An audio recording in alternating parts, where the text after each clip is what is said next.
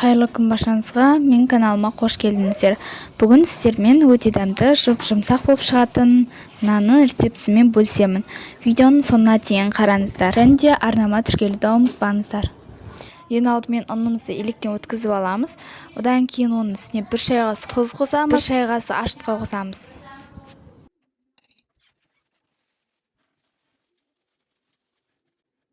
2 шай қасық сұйық май мен 2 шай қасық қантты қосып, жылы су құйып илейміз. Сұйық майды соңында қосса да болады.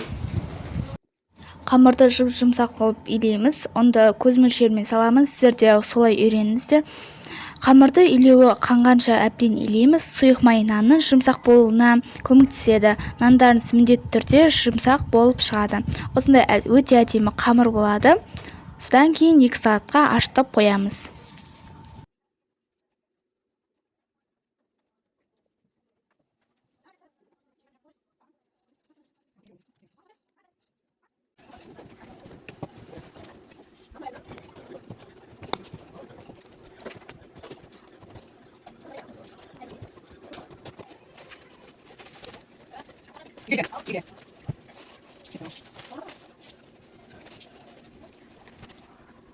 Мінекей нанымыз әдемі көтерілген.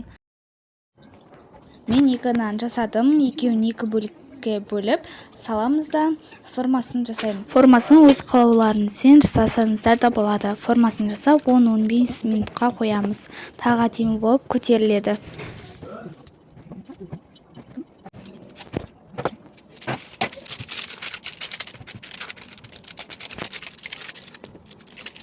Бетіне құр жұмыртқаны жақсаңыздар да болады.